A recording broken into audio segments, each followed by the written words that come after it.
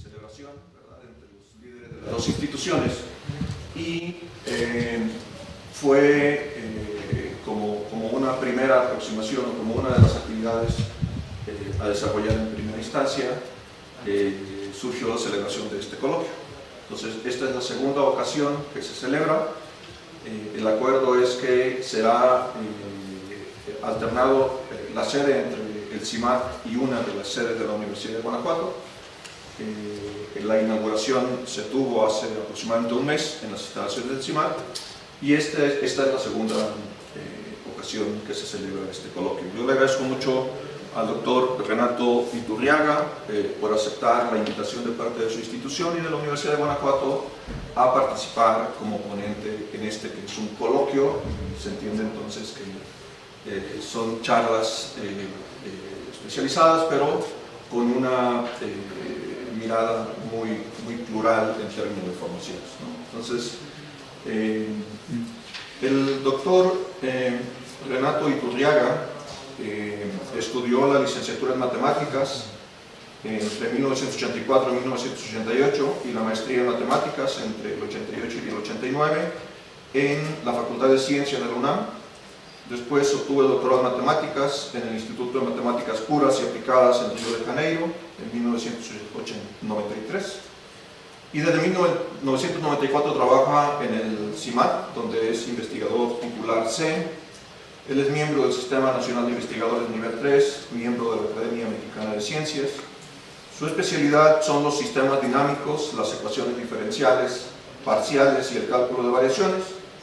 Tiene alrededor de 30 artículos de investigación publicados en revistas indizadas, del orden de 800 citas. Ha estado involucrado desde hace mucho tiempo en la organización de escuelas. Organizó más de 10 veces la escuela de verano en el CIMAC y lleva del orden de 10 años participando en el Comité Mexicano de la Escuela de Matemáticas de América Latina y el Caribe.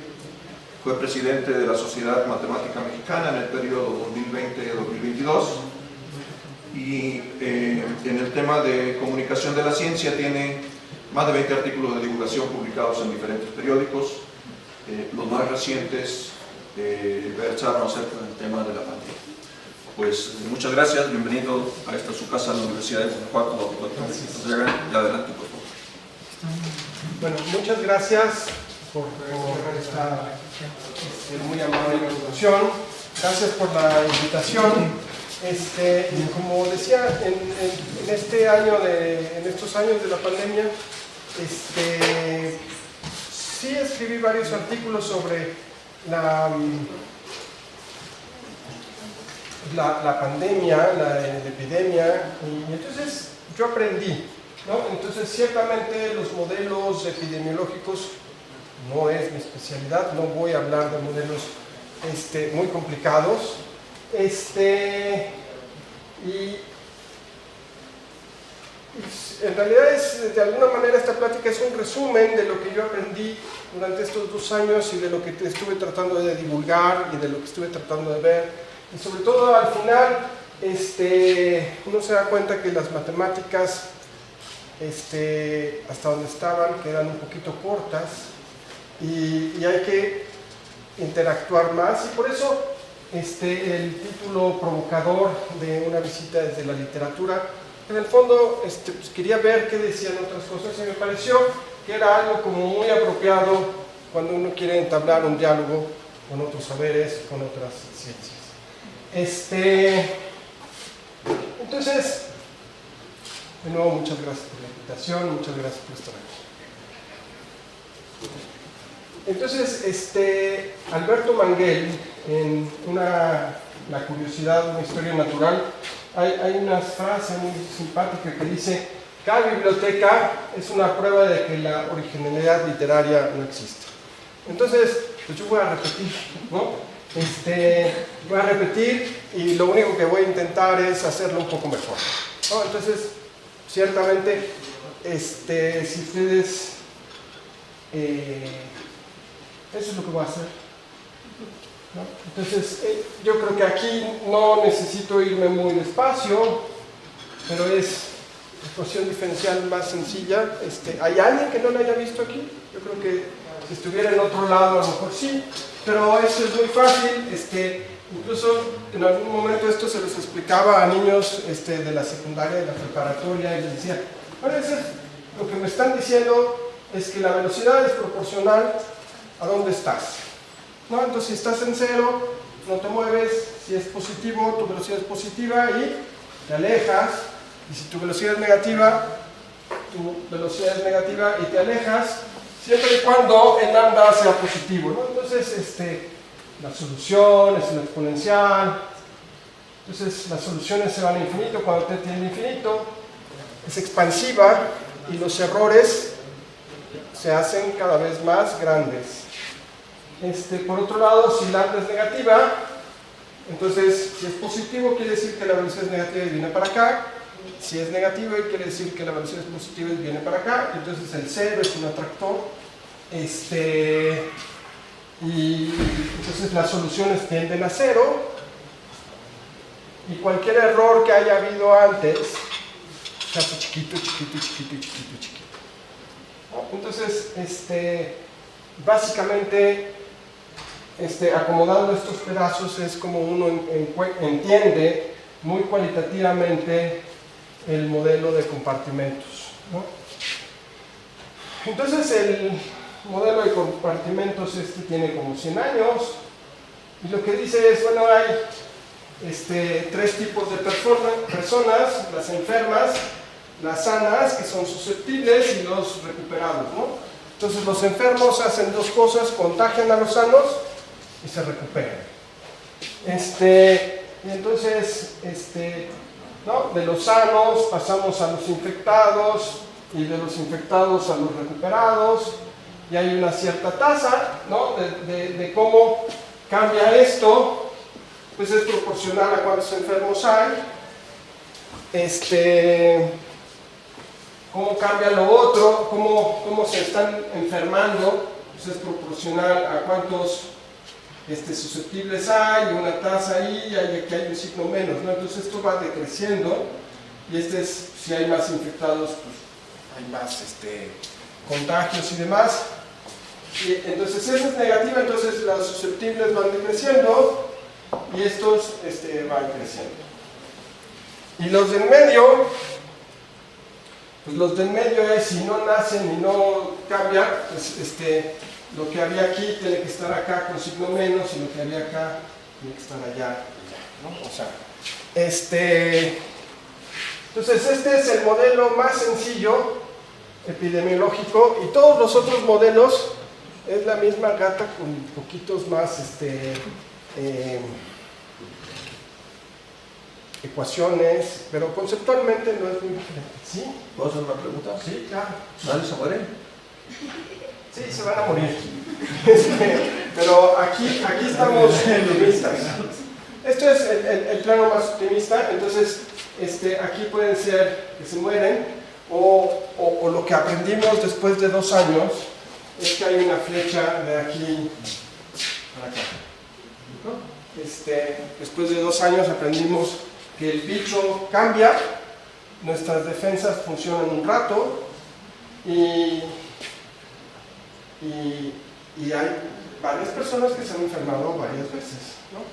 Entonces, sí, hay una flecha de aquí que va para allá con una cierta tasa, pero...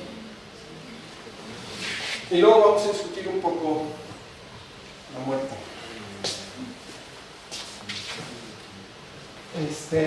Entonces, esto tiene ciertas hipótesis, este modelo. Y es que la población es homogénea y está conectada. Entonces, homogénea quiere decir que está toda mezclada, y que hace esencialmente lo mismo. Entonces, la dinámica, bueno, aquí repetí las ecuaciones, no sé muy bien por qué. Y entonces lo que decía, ¿no? S es monótona decreciente, LR es monótona creciente, y en cambio la derivada de I cambia de signo. Primero es positiva pero conforme este número va decreciendo, entonces luego se vuelve negativo, ¿no? Entonces aquí hay un S, y conforme los S deja de haber S, entonces este término ya no pesa, entonces se vuelve negativa.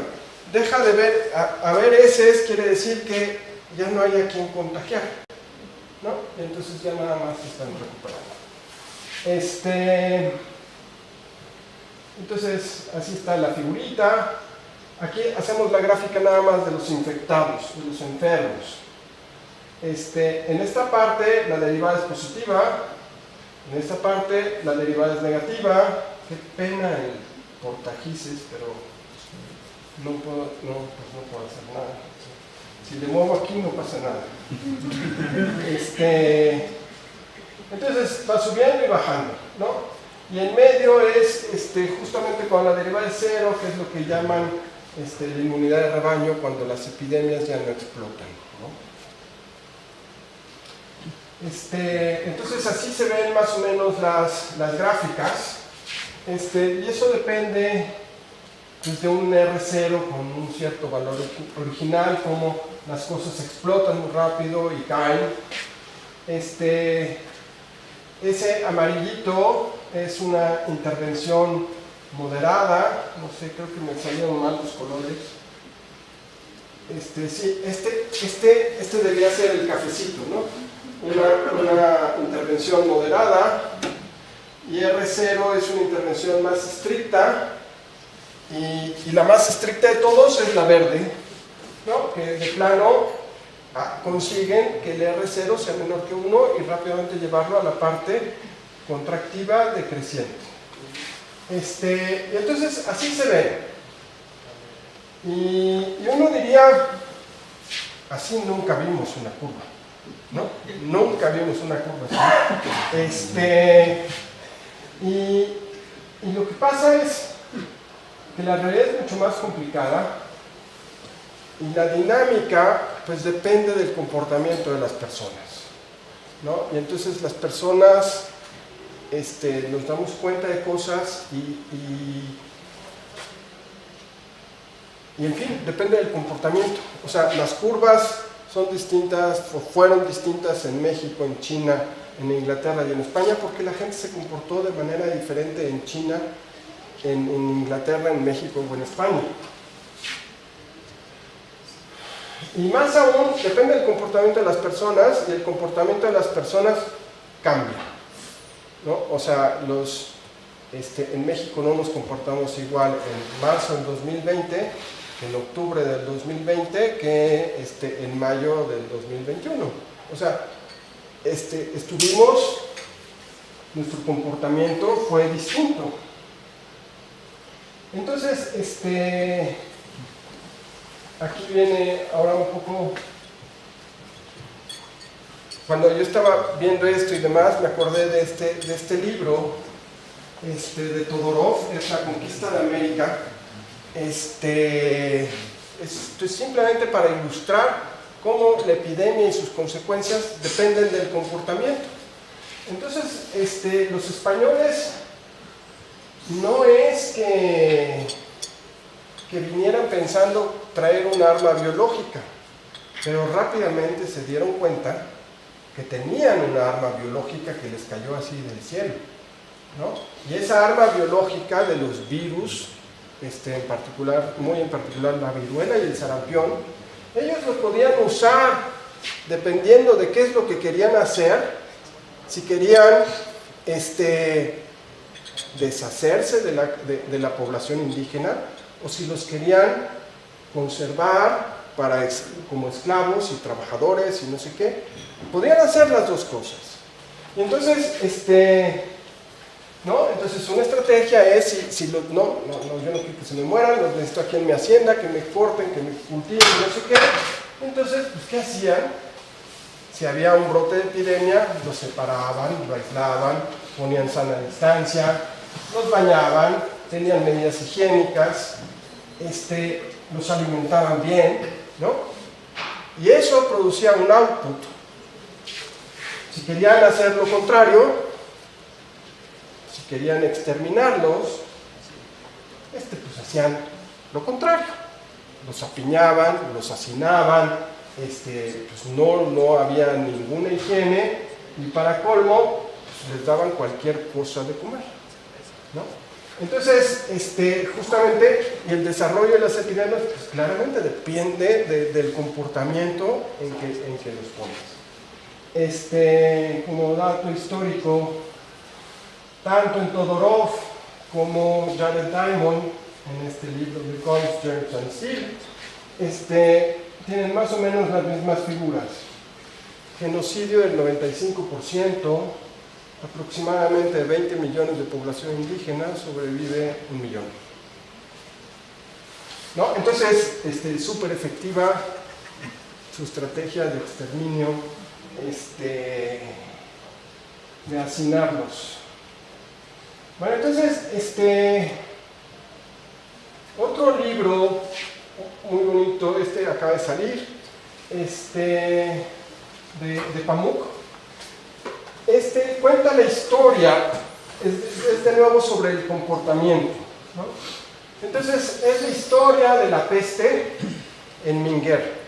Minguer es una isla imaginaria que existe solo en la cabeza de Pamuk, pero es una isla imaginaria del Mediterráneo oriental, ahí, no sé, yo me imaginaba algo entre Creta y Chipre, por ahí, ¿no? Y justo lo que el personaje central es, por supuesto, el médico encargado de la pandemia, ¿no? Y entonces está hablando con su ayudante y dice, pues es que esto va a ser muy difícil porque tenemos dos poblaciones divididas que se comportan de manera muy diferente, ¿no? Entonces era una mitad musulmana y una mitad Rumi, yo no sabía que les decían así, ortodoxos, ¿no? Viene como de romano, ¿no? Entonces, entonces el médico dice, no sé cómo le voy a hacer, porque lo que digo acá y lo que digo acá, tengo que ser cuidadoso con mi lenguaje acá y cómo hago aquí, porque se me van a comportar distintos y además, entre ellos se comunican, hay una conexión entre ellos, ¿no?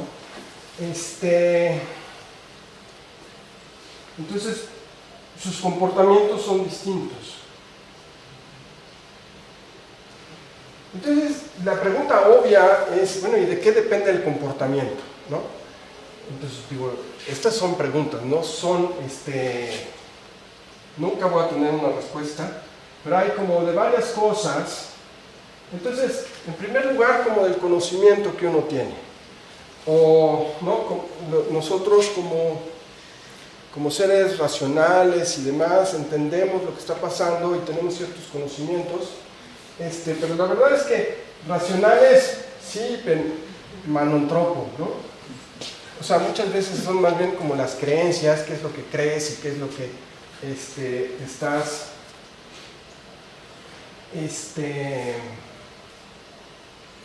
¿no? ¿Qué crees que es lo que está pasando más que el conocimiento? De nuevo, Pamuk, de nuevo en un diálogo con su asistente dice, es que, por ejemplo, en la comunidad musulmana todo el mundo tiene el jeque, que no creía para nada en la pandemia y por supuesto el jefe y demás, lo que quiere es que la vida continúe, ¿no? O sea, no quiere que encierren a la gente y demás. Entonces empieza a repartir unas ilustraciones pues, bendecidas por el jeque que las protegían de la epidemia. Entonces el médico, en este diálogo con el asistente le decía, es que yo no puedo llegar y decirle a los musulmanes es que esas imágenes no sirven de nada. Porque si yo les digo eso, van a dejar de creer en mí y no van a hacer lo que realmente tienen que hacer. Tampoco les puedo decir que sí sirven, porque entonces tampoco van a hacer lo que realmente sirve para controlar la epidemia, ¿no? Entonces, yo leía esto y yo me acordaba mucho de lo que pasamos, ¿no? Y para mí, creo que esta fue de las cosas que no entendió muy bien Gatell. Para mí es de los errores cuando hablaba de las pruebas. Las pruebas, él decía, no sirven para nada. Y se lo repitió a todo el mundo, no sirven para nada. Y Gatell tenía razón, no sirven para nada. Y ahorita les voy a decir por qué. Pero se olvidó que no les puedes decir no sirven para nada. Algo tienes que hacer diferente. Entonces déjenme explicarles por qué no sirven para nada. Ahí hay 120. Aquí, aunque no lo crean, hay unas bolitas. 120 millones de mexicanos. ¿Sí? Esos somos. Y abajo están los mismos.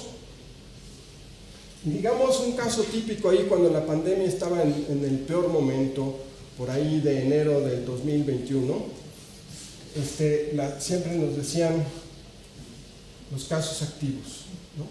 Y nos decían, hay 10,000 casos activos. Y bueno, ese yo creo que fue otro de los errores de Gatell, que en realidad 10,000 casos activos significaban algo así como 300,000 asintomáticos contagiando. Entonces siempre él o uno de sus asistentes decía que este era el motor de la enfermedad. El motor de la enfermedad eran los asintomáticos que nadie veía. Estos activos, ojalá, estaban aislados, guardaditos, sin moverse, ¿no? Estaban detectados y lo responsable en la mayoría de los casos es que estuvieran apartados. El problema era esos 300,000 casos, ¿de dónde saco el 300,000?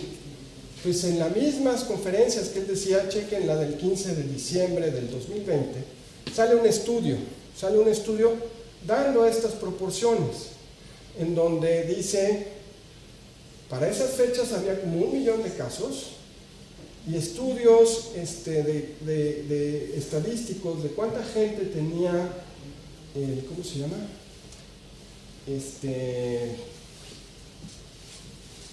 La marca de que, bueno, defensas, que ya tenía, que se podía, anticuerpos, ¿no? ¿Cuántas gentes tenían anticuerpos? Ellos calculaban, por el análisis estadístico y extrapolando y no sé qué, que la cuarta parte de la población en México, es decir, 30 millones de personas, ya habían tenido coronavirus y ellos solo llevaban en su cuenta 1 millón. Entonces esa es, entonces hay unas ciertas proporciones que se van guardando. Entonces de esos 10,000 casos activos, eso quiere decir que en realidad había 300,000 asintomáticos contagiando, y ese rojo sí se ve, ¿no? Todos los demás no se ven, pero ahí están. Y entonces, imagínense que la tasa de reproducción es de 1.5. ¿Eso qué es lo que quiere decir? Que después de un ciclo, en lugar de tener 300,000, vamos a tener 450,000. Y entonces, imagínense que para reducir, ¿no? Entonces, lo que queremos es reducir la epidemia. Entonces, en lugar de que sea de 1.5 de esta tasa de reproducción, ok, de -1, que no nos crezca. Entonces, si queremos 1, lo que tenemos que encontrar es, de estos 300,000, tenemos que encontrar a 100,000 y aislarlos. Se nos perdieron 200,000 que siguen por ahí, y a una tasa de reproducción de 1.5 nos dan los 300,000. Entonces, en ese mundo de 120 millones, hay perdidos 300,000 personas, de las cuales hay que encontrar a 100,000. Entonces, una cuenta así como muy babosa, encontrar una persona, pues necesitas aproximadamente 400 pruebas, encontrar 100,000, pues necesitas 440 millones de pruebas, y eso lo tienes que repetir a los 10 días. Bueno, Gatell tiene razón, o sea, no sirve de nada hacer las pruebas. Pero tú no le puedes decir, como no le podía decir el jeque, el doctor al jeque, tus estampitas no sirven de nada porque entonces pierdes a la población. Y yo creo que eso fue parte de lo que pasó, que ya nadie le hacía caso a Gatell, pues porque ¿no? En algún momento lo perdimos. Entonces, el comportamiento depende, sí, en parte del conocimiento. También depende de las posibilidades que uno tenga, ¿no? Entonces, por ahí había una frase famosa, digo, que todos estamos en la misma tormenta, pero no en el mismo barco, ¿no? Y hay gentes que podían quedarse en casa, hay gentes que no podían quedarse en casa, ¿no? Hay toda una diferencia, y eso lo pueden pensar otra vez a nivel individuo o a nivel países, ¿no? O sea, ¿qué es lo que pueden hacer cada sociedad distinta?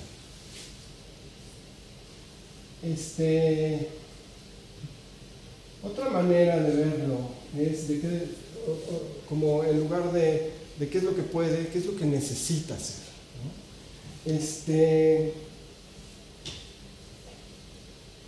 Entonces, en estas necesidades, hay unas que son muy básicas. Todo el mundo necesita ir a comprar comida, necesitas una serie de cosas, pero conforme va pasando el tiempo, diferentes gentes necesitan diferentes cosas, ¿no? Y yo no soy quien para juzgar que alguien necesita irse a cortar el pelo, necesita irse a tomar una cerveza con un amigo, necesita, ¿no?, una serie de cosas, necesita ir a ver a los abuelos, ¿no? Porque de repente pasa la pandemia, pasa no sé qué, pasan las cosas, encerrados, y el abuelo se sigue muriendo por quién sabe qué cosa, ¿no? Y te quedaste ahí. De las frases más dolorosas para mí fue leer esta, La peste de Camus. La peste había quitado a todos la posibilidad de amor, e incluso de amistad, pues el amor exige un poco de porvenir, y para nosotros ya no había más que instantes, ¿no? Entonces yo estoy seguro, jóvenes, ustedes a los 22 años, que veo caritas como de 22 años, de repente, no puede ser, ¿no?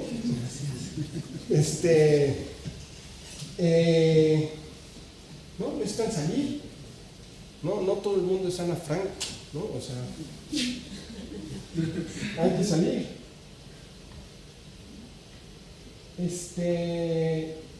Yo leí La peste hace mucho tiempo en la preparatoria, y lo leí ahora, lo releí recientemente ahora. Y en la preparatoria el discurso era que la peste era en realidad estaba hablando no de una peste, sino del nazismo. Camus publica este libro en 1947, por ahí, ¿no? Acababa de terminar la guerra. Si uno lo ve, la única referencia a la guerra que yo encontré en el libro realmente es esta, ¿no? Cuando estalla una guerra, las gentes dicen que esto no puede durar demasiado, es demasiado estúpido. Y sí es demasiado estúpido, pero la verdad es que eso no impide que dure, ¿no?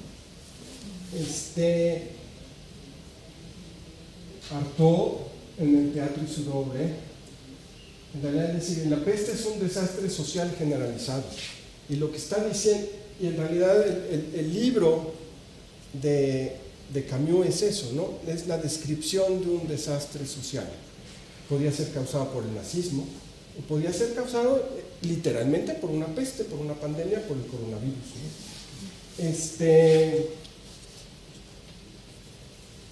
¿no? Todas las formas sociales se desintegran. Y esto me remite a un estudio del New York Times, deprimente, ¿no? On a national exam, US students show that deep declines in math and deep in reading and indictment of the pandemic effects on learning. Uno ve las estadísticas, todo se desploma. Y luego hacen estas estadísticas por grupos de personas, ¿no? Y entonces en ciudades con altas poblaciones latinas es mucho peor, en ciudades con altas poblaciones afroamericanas mucho peor, y las diferencias se aumentan, ¿no? Y igual, ¿no? Todos estamos en la misma tormenta, pero no en el mismo barco. Creo que esta es una confesión de lo que yo fui aprendiendo y de lo que me fui dando cuenta durante la pandemia, ¿no? Igual en la peste, una sospecha fugitiva o una brusca clarividencia les daba la idea que después de todo no había ninguna razón por la que la enfermedad no durase más de 6 meses o incluso un año. ¿Cuántos de ustedes no leen esto y piensan en lo que pensaban marzo 2020, abril 2020, mayo 2020? Y dices, no, ya no. ¿Cuándo se dieron cuenta de que esto podía durar muchísimo? Entonces, yo me di cuenta tarde, cuando me di cuenta de eso, porque yo veía a China, ¿no? Yo veía a China y dije, empezaron en diciembre y en marzo ya estaban en 0, no sé qué. Y entonces dices, bueno, esto dura 3 meses, sí, pero llegamos a mayo y esto no parecía China. No, pues claro que no parecía China. A los chinos los encerraron, les pusieron llave a su departamento y no les dieron la llave, ¿no? O sea, no los dejaron salir. Mucho más encerrados que en Europa, y de alguna manera organizados. Había, las gentes no salían. Había cuadrillas que llevaban comida a las puertas, ¿no? O sea, pues claro que si haces eso, el R0 te cambia, y si vas en unos que realmente una decaída. Lo mismo, ¿no? Fue cuando yo me di cuenta, ¿no? Esa sospecha fugitiva, una brusca clarividencia. Es decir, no, en México nunca conseguimos que fuera menor que 1. Bueno, o sea, nunca, ¿qué quiero decir? No fueron las medidas de control, fueron la saturación, ¿no? O sea, claro que cayó y claro que fue menor que 1 las tasas, pero es porque ya se había enfermado todo el mundo, no por un problema no por una cuestión de una intervención. Y esto, a la pregunta que hacían, ¿no? ¿Cómo nos va en la epidemia? ¿No? Teníamos que eran recuperados, no, pero hay unos muertos, ¿no? Entonces, de nuevo, yo creo que aquí hay como unas lecciones que aprender, y para mí es esta: ante un problema siempre es mejor estar bien que estar mal, ¿no? No es seguro que la libres, pero tienes más chances. Y de esto lo podemos poner en todos los contextos que quieran. Una buena alimentación, estar bien alimentado. Si te vas a enfermar, es mejor que estés bien alimentado que no lo estés, ¿no? Y eso era desde Todorov, los españoles, ¿no? Decían, Bueno, a ver, quiero que se me mueran, pues no los alimento. No quiero que se mueran, les doy bien de comer. Lo aprendimos de la manera más fea, ¿no? Tener presión alta, diabetes, etcétera, etcétera, ¿no? Es mejor no tenerlas. Por supuesto que hay gente con diabetes que no se murió, y hay gente sin diabetes que sí se murió, pero eso no es el punto es que uno tiene más chances de sobrevivir si no tienes diabetes a que si la tienes. Y a mí me lleva, podemos poner en otras, ¿no? Finanzas sanas en una crisis económica, ¿no? Si hay una empresa que tiene sus finanzas sanas y le llega una crisis económica, tiene más chances de salir que una que no. En el cambio climático, tener unos ecosistemas sanos debe ser mucho mejor idea que tenerlos mal. De veras que yo me veo en 30 años diciendo, pues sí, es que nuestros ecosistemas están mucho peor que los de Canadá y por eso a Canadá no le va tan mal como nos está yendo aquí en México. Porque claro, nuestros ecosistemas están desgastados, explotados, al borde, y cualquier cosa extra pues los destruye. Los otros, sanos, tendrán más chance de sobrevivir, adaptarse a un cambio climático. O lo que nos decía pues, las mamás de todo el mundo: si hace frío, ponte el suéter, ¿no? Entonces, por supuesto, esto tiene sus...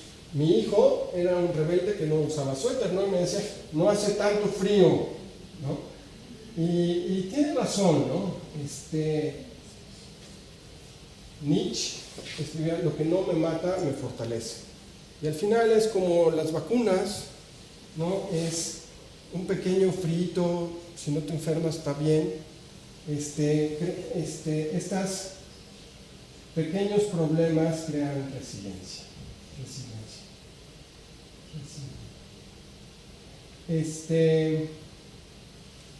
Quisiera regresar un poquito a los modelos matemáticos, muy brevemente, súper brevemente, pero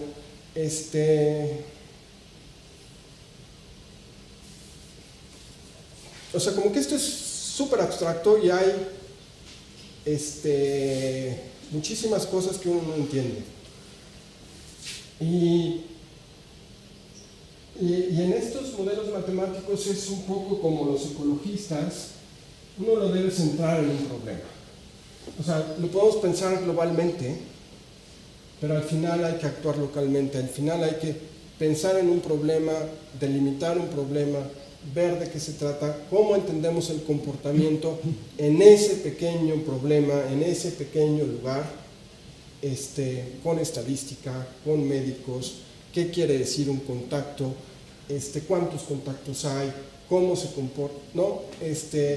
Los modelos los podemos hacer tanto como al pasado, de qué fue lo que pasó, un análisis post-mortem, cómo se comportó una cierta población, o en el presente, cómo se está comportando una población, y mucho más, ¿no? Y entre cómo cambiamos la conjugación, el problema se pone más difícil. ¿A cómo se va a comportar? Pues es mucho más difícil, entonces hay que acotarlo más, ¿no? Pero entonces, en este afán bueno, de veras vamos a hacer un diálogo, y que no quede tan en el aire, uno pues debe centrar las cosas en un problema. Finalmente, este libro es muy chistoso, no, en otros tiempos regresamos de vacaciones con regalos y souvenirs, ahora regresamos con coronavirus, entonces esto no ha acabado, hay que cuidarse. Muchas gracias.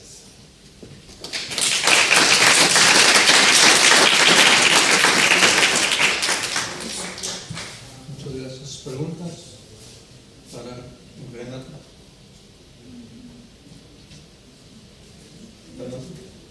¿Cómo se puede entonces mejorar la eficacia de los modelos matemáticos al aplicarlo se llena también. Híjoles, o sea, justamente creo que es como así en general es muy difícil, ¿no? Entonces uno se debe centrar en un problema y durante o sea, lo que yo les puse de estas 3 cajitas es una caricatura, ¿no? Se puede hacer como divididos por edad, divididos por poblaciones y colocar interacciones entre las diferentes poblaciones. Se puede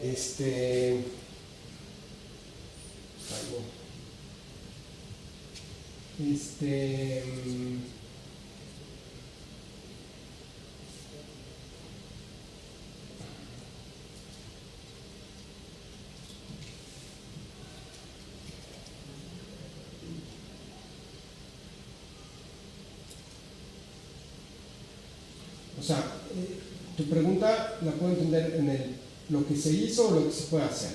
Entonces, lo que se hizo es este modelo súper diferenciarlo con diferentes tipos de población, con diferentes tipos, ¿no? Aquí en lugar de R se podría poner, bueno, ok, los que se recuperan, pero aquí en medio se puede poner los que pasan por el hospital, los que pasan por unidades intensivas, los que fallecen, etcétera, ¿no? Hay diferentes cosas.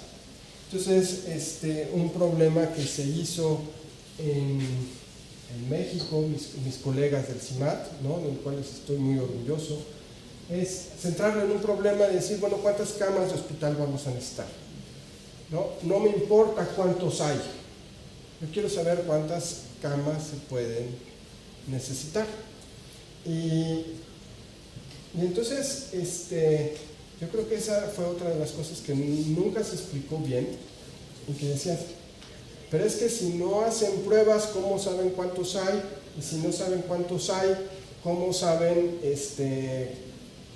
cuántos enfermos hay? Entonces, y lo que pasó fue que, siendo estas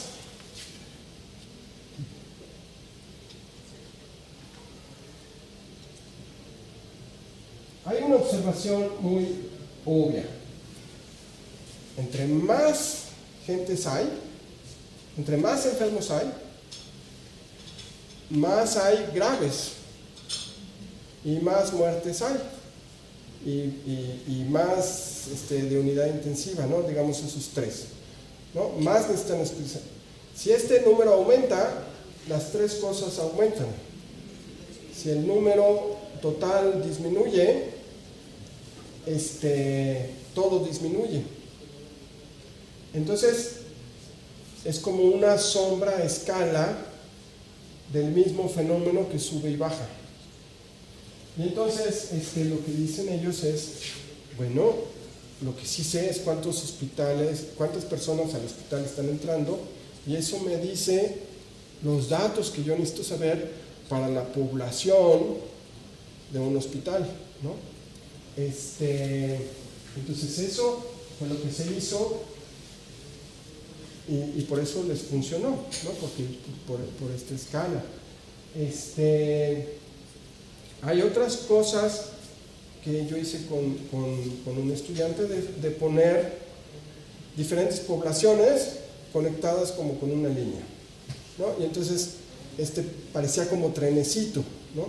Aquí empezaba la infección y de repente ¡pac!, se conecta a la otra cajita. Y entonces aquí empieza la infección y luego después de un rato, cuando hay muchos, hay una probabilidad de que de esta población se conecte a otra y a otra y a otra. Cuando tú ves el resultado total, pues no es difícil imaginárselo, ¿no? Como que es constante. O sea, sube y cuando está bajando, ya la otra está subiendo. Y cuando está bajando, la otra está subiendo. Entonces, como un trenecito, y cuando tú ves el número de casos totales, se parece mucho a lo que sí vimos, ¿no? Que subió y después fue una horizontal enorme que duró meses y meses y meses, hasta que en diciembre volvió a explotar ¿no? Y eso pues explica como separando las poblaciones. Y como matemático uno tiene varias maneras de separar las poblaciones, ¿no? Lo más obvio es geográficamente, pero las puedes uno también separar como por modos de comportamiento, ¿no? ¿Qué tan alejado estás o no de la pandemia? ¿Qué tanta relación? ¿Cuánto es tu contacto con el resto de la sociedad? ¿No? Cuando decía susceptible, hay diferentes tipos de susceptible. El que está encerrado en su casa bajo 7 llaves se borran, ¿no? Los que salen una vez a la semana al supermercado es un tipo. Los que salen diario porque desorganizados, los que van a ver, ¿no? O sea, como que hay diferentes tipos de comportamiento que te van estratificando estas cajas. Y entonces para mí, digamos, en este sentido, ¿cómo se puede mejorar? Es pues, separarlos por comportamiento. Ahora, ¿cómo mides ese comportamiento? No me queda del todo claro. O cómo, para mí, tiene algo como estadísticas, algo como diseñas de cuántas veces sale la gente, etc.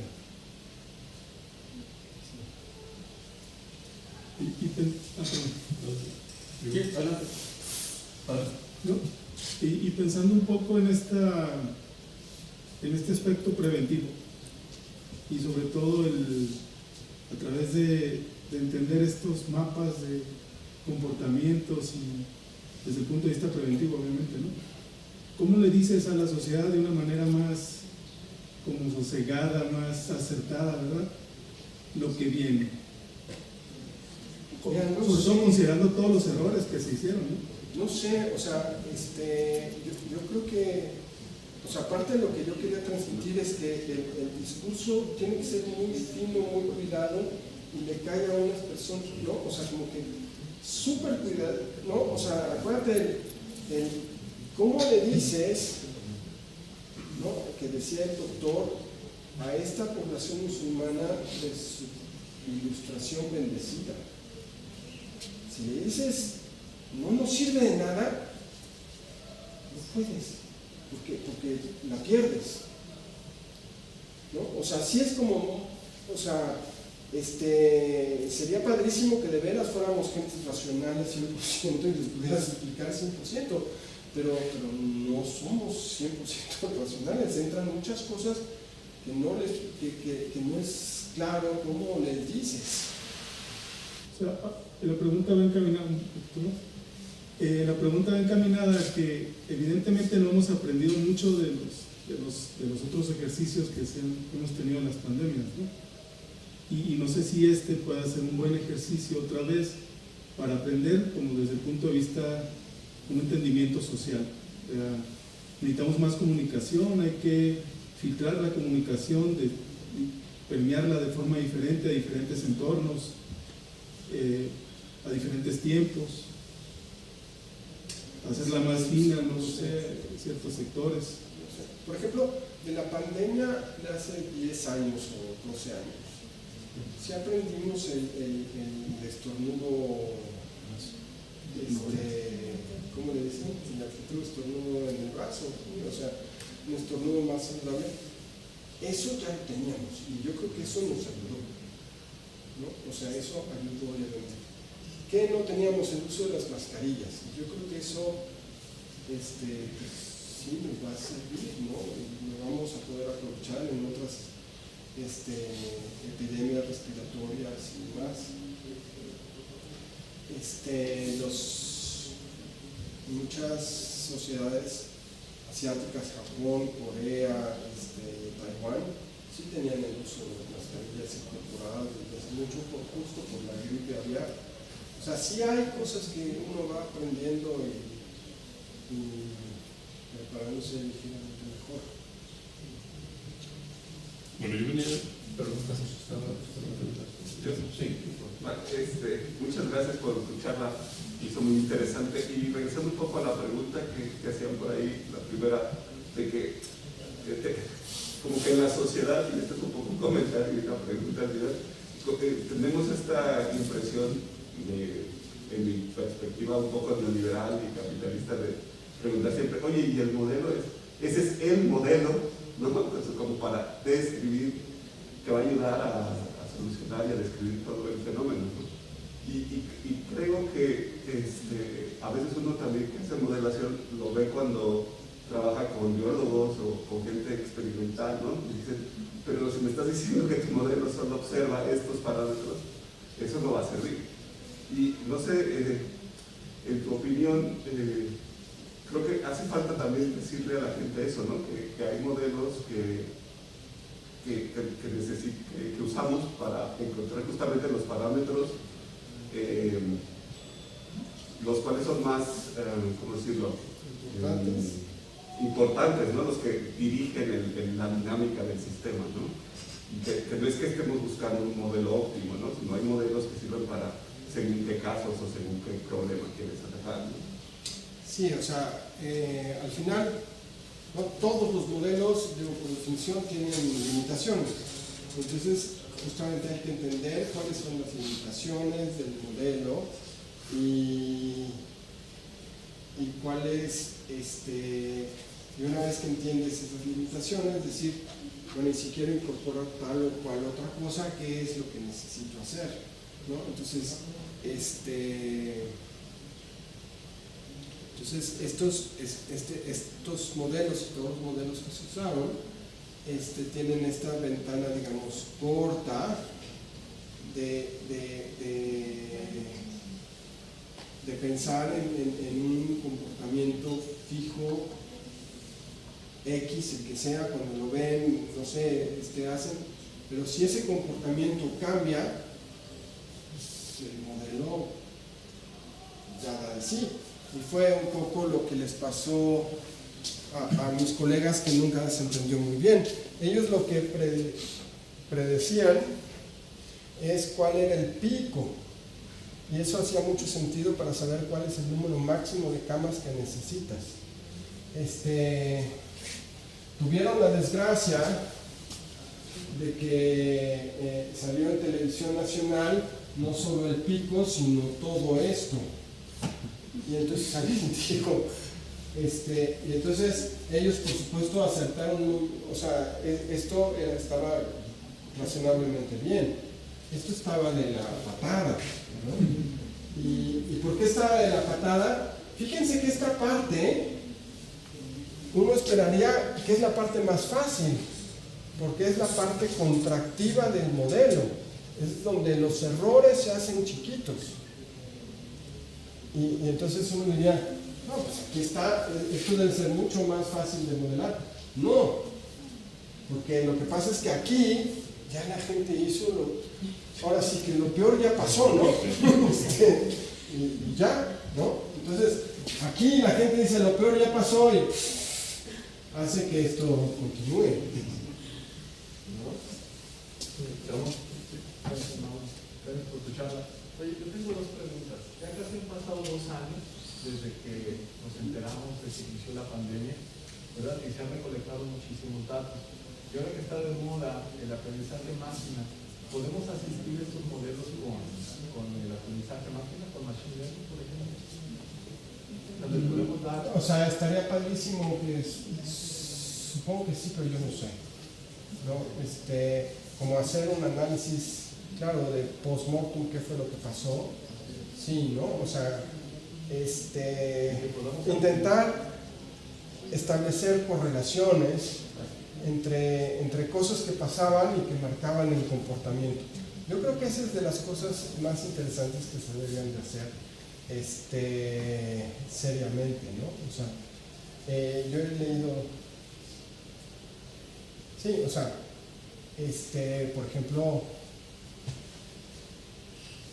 lo que decía Gattel importaba o no, o a un cierto momento ya nadie le hacía caso, ya daba lo mismo. ¿No?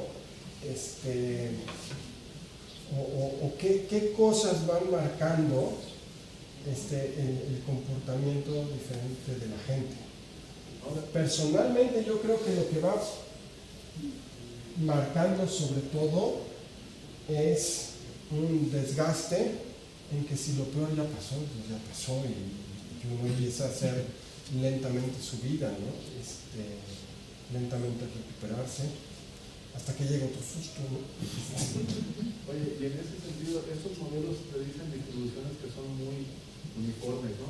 Muy homogéneas, pero cuando se propaga la infección y eso se vuelve pandemia, me imagino que hay correlaciones espaciales, ¿cierto? Geográficas, como lo mencionaste, y entonces vienen vamos a decirlo así, como se ve en termodinámica, redes que empiezan a percolar, y entonces vuelven el fenómeno altamente heterogéneo, y las funciones que describen esos procesos ya dejan de ser uniformes. Y lo vimos en los datos, ¿no? Se veían realmente esas no uniformidades muy marcadas. ¿También se podrían introducir estos mecanismos en esos modelos?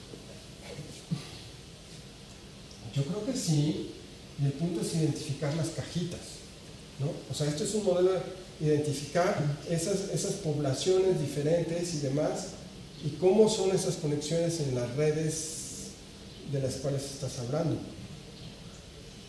¿no? Lo que yo les decía hace un momentito es que con un estudiante lo que hacemos es una red muy sencilla, lineal, como, ¿no? Y una onda que empezaba aquí se propaga, ¿no? Pero por la red más complicada, por la red de carreteras, la red de aviones, ¿no? En realidad este virus se movió en avión por todos lados, y sí, es más complicado. Bueno, no sé si una disculpa. Pero bueno, yo tengo una pregunta así muy... O sea, cuando queremos tener un modelo que predice cosas, necesitamos tener datos fidedignos. A partir, por ejemplo, de que quizás los datos no son fidedignos, los que nos están pasando las estadísticas. Por ejemplo, en el caso de las muertes, o sea, reportaban menos muertes, pero el INEGI reportaba más muertes para casos de neumonía típica o muchos otros casos que aumentaban funcionalmente de otros años, o sea, depende de la muerte de por el terrorismo o lo que sea, pero la parte de enfermedades se incrementó mucho, pero no se le reportaron como muertes por COVID. O sea, en este caso, ¿cómo metieron correcciones de ese tipo al modelo o solamente tomaron datos que se reportaban como oficial? O sea, no sé muy bien. A ver, lo que hicieron mis colegas fue tomar los datos hospitalarios y esos eran como muy claros. Y entonces, de alguna manera, esta terquedad de solo hacerle pruebas a los hospitales les simplificó la vida a esta gente, porque no estaban contaminados, entonces ellos solo veían los hospitalarios, ¿no? Y entonces era muy claro, entraba, tenía su prueba, era positivo, y entonces hacían sus cuentas con datos muy fidedignos de esta sombra o este reflejo o esta fase de la gente que está en el hospital o de la gente que está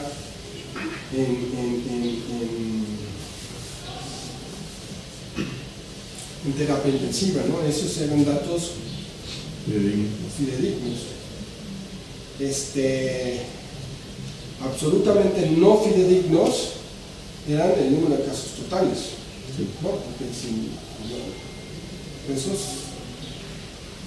estadísticamente tenían un factor de por 30, ¿no? Y las muertes, pues hay lo que tú dices, que están como subregistradas, pero no es un factor de 30. ¿Dónde?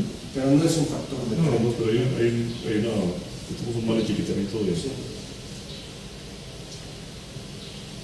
La última pregunta, Miguel. Bueno, nos quedan dos. Va. Vamos a... Sí, o sea, después de todo lo que han visto, estudiado eso, si no se hubiera hecho nada y hubiéramos seguido normal, los números globales hubieran diferido tanto a lo que pasó. Y pues supongo que hay países como en África donde no había control y pues ahí todo sigue normal. Países en Europa fueron mucho más controlados, en países del primer mundo tenían políticas mucho más razonadas, pero si al final ya no pasa nada, dejemos que a lo mejor la distribución de muertes hubiera sido diferente, obviamente, pero Sí. pero al final los casos, bueno, deja los casos, las muertes, que sería lo que más... Yo creo, Sin- que, sin afectar. yo creo que eso tiene que ver con esto, mira.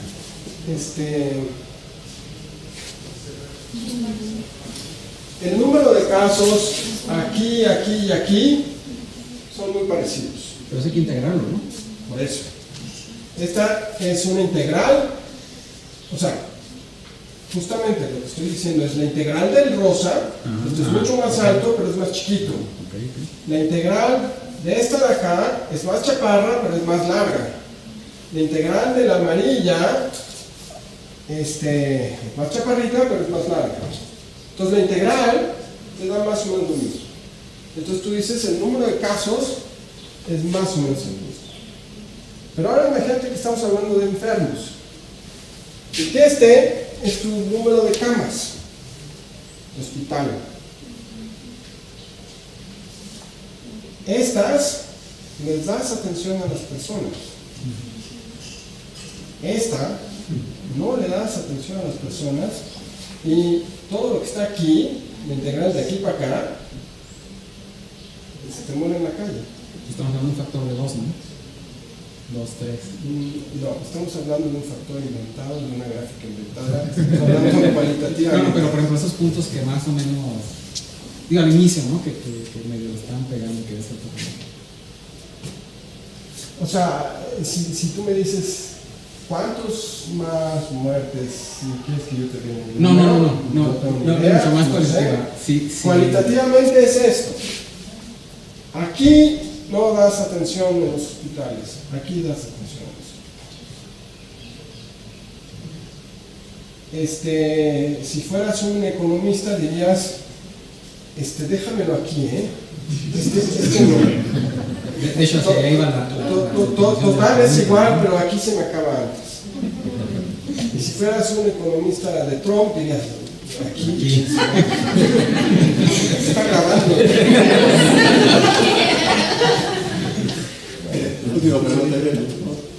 Bueno, hablando de lo que decían el ejemplo que daban del jeque, yo, bueno, de lo que he visto es que uno de los grandes problemas, no nada más de la pandemia, sino en general de la ciencia, es que los medios de comunicación lo que quieren es comunicar lo más rápido posible todo lo que vaya saliendo, ¿no? Entonces, a veces se hacen modelos de este tipo, pero con pocos datos. Todavía no se tienen los datos suficientes para que haya cierta confianza, digamos, en los parámetros, pero la gente lo publica y lo que hacen es generar más confusión, ¿no? Entonces yo me preguntaría si una de las utilidades de hacer este tipo de modelos es precisamente predecir el pico de casos, ¿no? Como comenta usted. ¿Cuántos datos se necesitarían para yo decir con certeza que lo que estoy diciendo tiene cierta confianza? Y si es así, saber cuántos datos necesito, cuánto tiempo tiene que pasar para que yo tenga esa confianza y si va a ser demasiado tarde o va a estar a tiempo de información. Y una vez que se tenga, ahora sí, si vale la pena publicarla, decirla a la población o informarla. No sé, hay como varios comentarios, ¿no? O sea, ¿cuántos datos se necesitan para saber con certeza estos picos? No sé, cuando lo que sí te puedo decir es que lo consiguieron. Con los datos que había, lo consiguieron. De nuevo, insisto, consiguieron saber esto. Sí. Esto no, entonces, o sea, creo que no es mucho, o sea, tienes que, o sea, ajustas unos datos a uno de máxima verosimilitud o no sé qué, pero te centras en lo que quieres, no en todo, los hospitales. Y puedes saber eso. Y había otra parte de la pregunta que era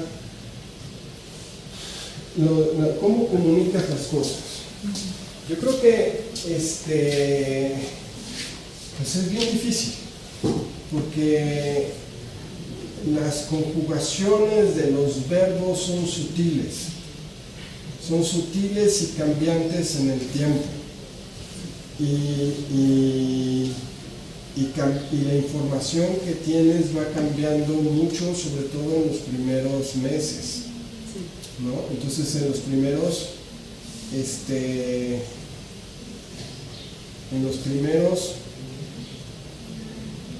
primeras semanas, decir que no está claro si la mascarilla sirve o no es una cosa. 4 meses después, decir la mascarilla no es necesaria es otra cosa completamente diferente, ¿no? O sea,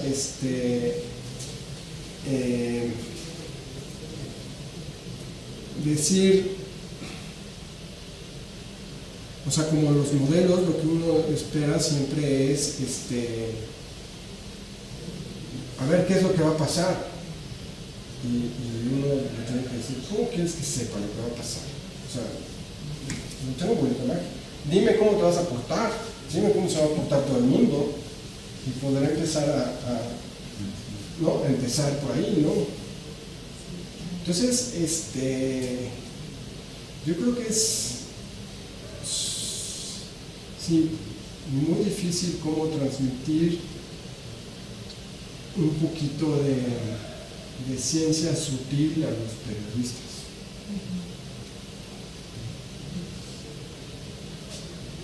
Sobre todo cuando está en juego.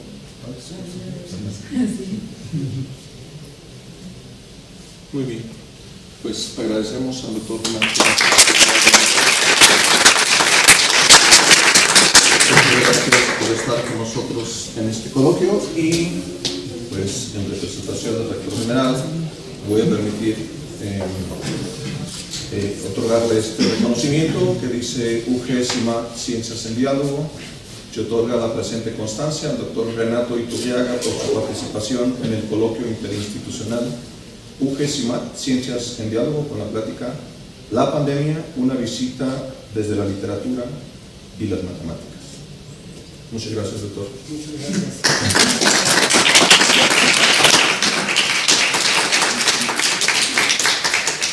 Y bueno, a mí me gustaría hacer algún comentario sobre el tema. Mucho que decir sobre la pandemia, por supuesto, sobre los modelos, sobre lo que se hizo y lo que no se hizo, lo que aprendimos, etc. Pero la última parte me parece esencial, lo que ha surgido en este intercambio, porque precisamente el lunes próximo tenemos un encuentro entre universidades, los equipos de comunicación y los equipos encargados de la actividad de comunicación, para platicar acerca de todos los temas, con una idea muy simple. Todos tenemos que aprender, los que nos dedicamos a hacer ciencia, cómo se puede hacer de manera eficiente, utilizando los distintos canales, ¿verdad? Cómo nos profesionalizamos en ello, y por el otro lado los equipos de comunicación, entender que estamos igual en el sentido de que no tenemos un sistema profesionalizado de periodismo de ciencia, y ese es justo el tema en todas las modalidades de comunicación, ¿verdad? Están invitados, se va a transmitir en línea, y pues ya estaremos platicando próximamente. Muchísimas gracias, doctor, y pues continuamos con el programa del siguiente mes, en esta ocasión con las instalaciones de CIMAC. Muchas gracias a todos y buenas tardes. Gracias.